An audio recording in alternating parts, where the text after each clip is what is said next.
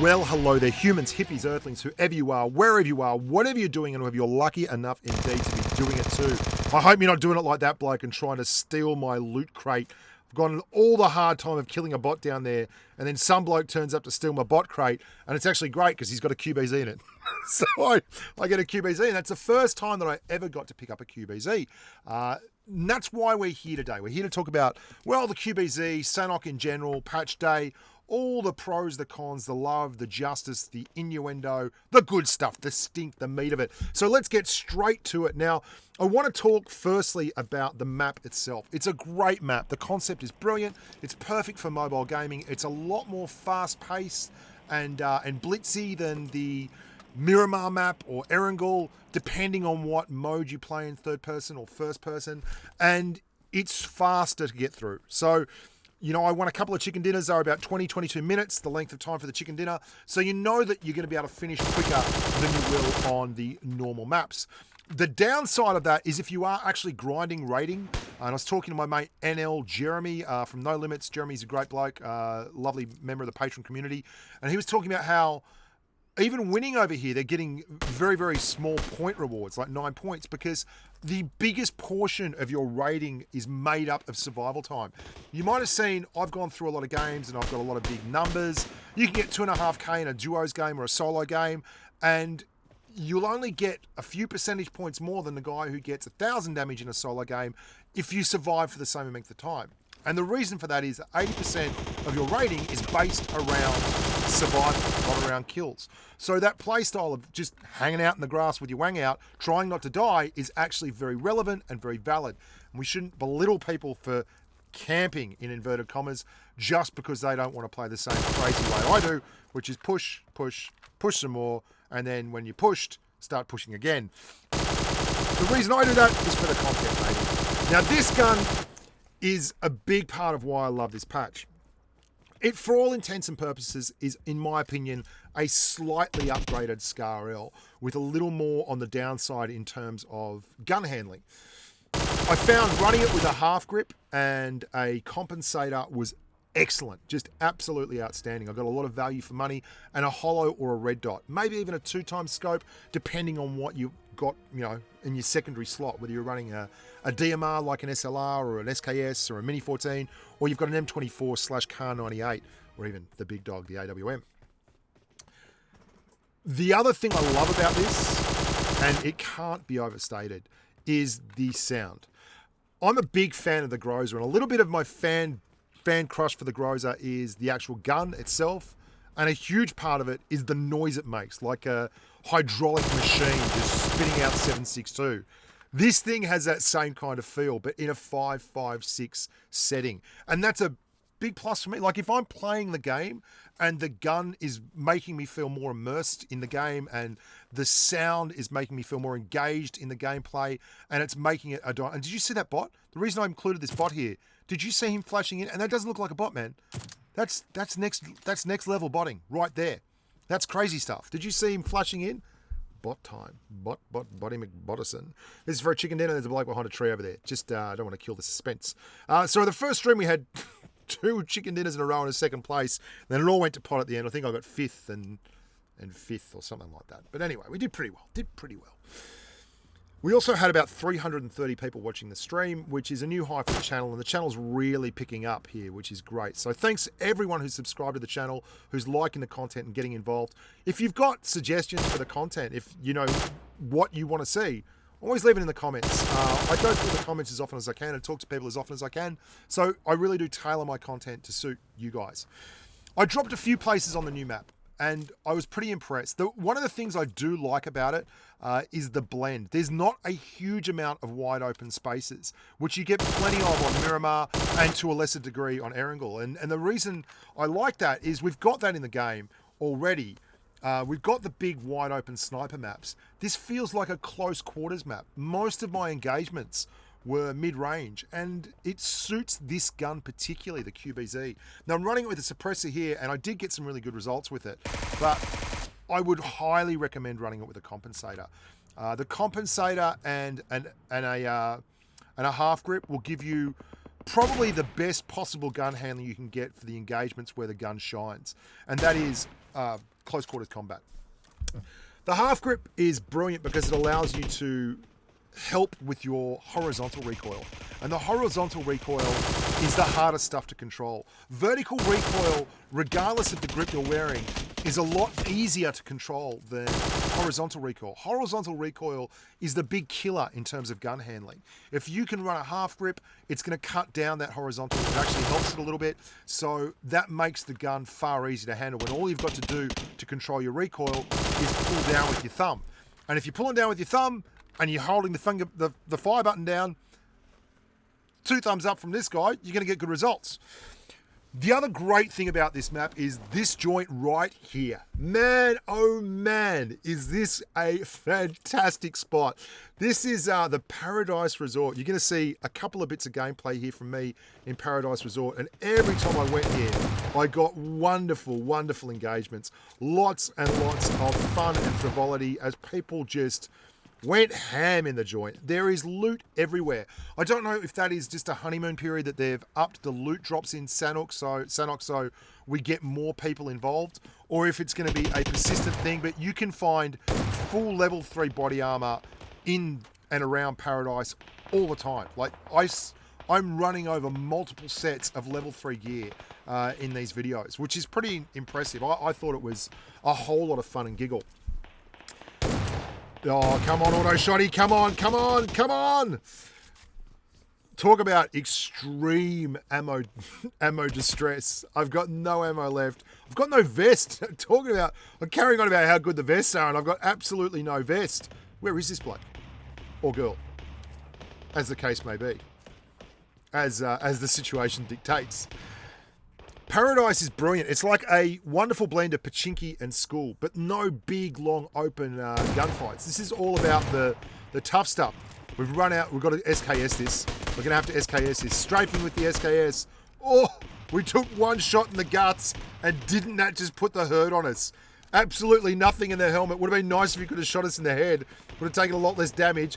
And we're out and amongst it. There we go. Bit more ammo. Looking for a Tommy gun to replace the auto shotty that we missed out on. And you can hear all around me the constant gunfire, the rattle of battle. It's interesting for me that this Paradise Resort has so much loot that it's almost an irresistible urge to drop here.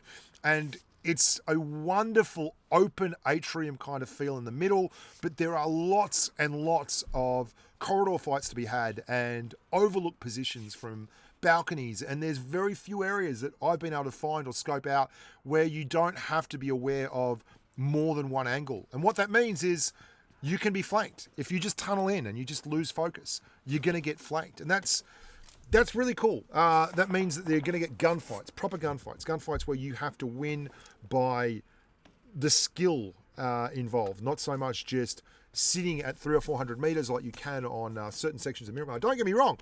I mean, you've all seen my Kar 98 vids. You probably haven't all seen them. That's a bit arrogant in my regard. But if you watch some of my Kar 98 vids and the like, oh, there's my QBZ. Thanks, baby. Dropping that M4 for the QBZ all day long. I don't know that the M4 isn't a better gun. In fact, I do. I think the M4 is a better gun. But this gun just makes me giggle. I think it's fantastic.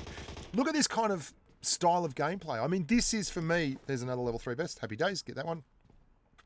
This is for me the essence of why I play PUBG Mobile. It's pressure, it's performing under the pump, it's lots and lots of fast-paced close quarters engagements.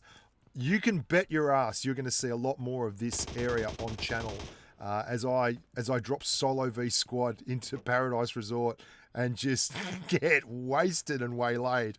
It's a really fun area. I would like to point out too that the map designers should take a bow.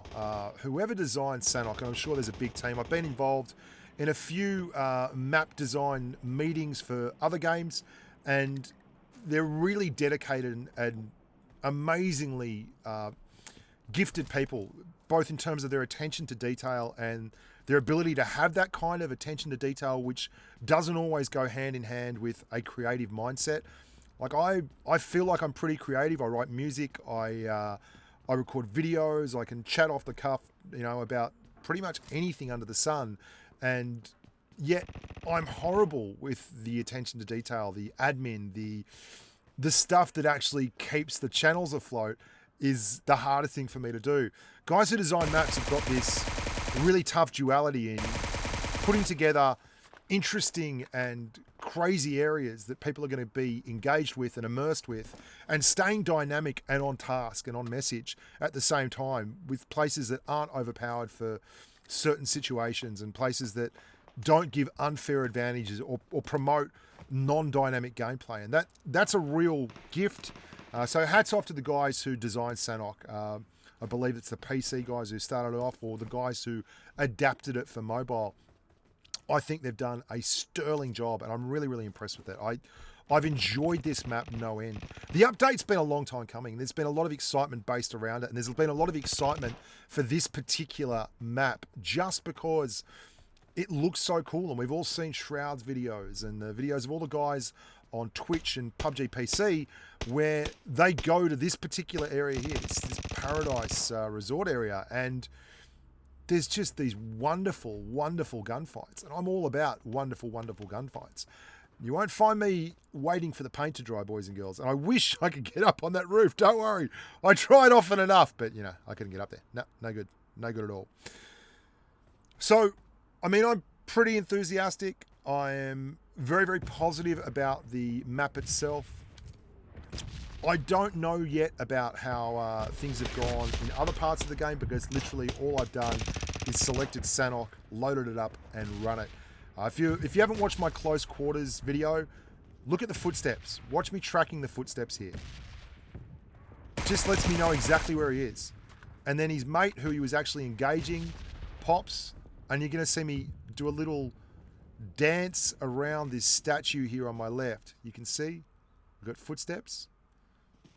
I'm going to track those footsteps on my mini-map, just keeping my gun pointed all the time at those footsteps. Look at the reflections on the bottom left of the screen. I think there's some lovely stuff here. And this guy completely panics. He drops down and then he stands up. And then he drops down and he stands up. Oh, God. Yep. We've all done that. One last one. This is the start of another one of the Sanhok games that I ran and rumbled in. I don't think it was as exciting as the last one, but it was still pretty cool. One other thing, the bots. I mean, that could have been a bot in that last scene. I don't know, because the way he panicked was exactly the way I panicked so many times myself, where you lie down and then you realize you were lying down and you didn't mean to lie down, and then you try and stand up and then you're dead. But the bots have absolutely changed. They are following you into houses now, and they are still performing with bot-like efficiency. They're rubbish. They don't do much in terms of killing people, but again, it's another touch. It's another improvement to the game. I'm very, very much looking forward to the next step of competitive mode, where we have 100% player-only games, and I think that's going to bring some amazing gameplay and some amazing players out of the woodwork. I'm not that kind of player. I'm process-driven. I'm all about getting there by basically giving the other guy less of a chance and making the numbers work in my advantage. I am not the kind of player that's super fast on the flick shots and carries on like a pork chop when I get the win and I need to go, yeah, eat that kind of thing. That's not where I'm at. So for me, I want to be able to challenge myself against the best players in a bit of a mind game. And I think that's something to really, really look forward to. The ability to play 100 on a map and just come out the other side unscathed. You won't find a lot of people out there who are legitimate players who aren't, getting some unfair advantage from the East German team doctors, so to speak. West. No offense to any Germans, but come on, man. That's if you lived through certain Olympics in the 80s, you know what I'm talking about. Yeah, I think that's going to be great. You won't find people with massive kill death ratios and 50% win rates and stuff. It's not going to happen. But I think also, he actually drills me. That guy over there that I just hit with the 3 times in the car, geez, he tears me apart in just a wee short while. You got that to look forward to. So that's the next step for me. But Sanhok, 2 thumbs up. Great map, great fun gameplay style. shorter engagements, which for me is really cool. You don't get as many rating points with the survival side of things, but that's to be expected if survival is calculated on how long the game takes.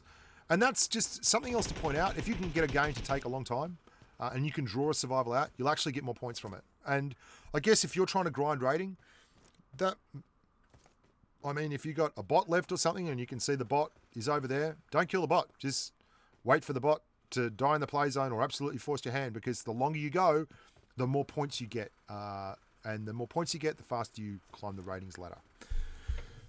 That's Sanhok, boys and girls. Thanks for watching. If you've got any suggestions or comments, leave them in the video below. Make sure to subscribe and like the videos.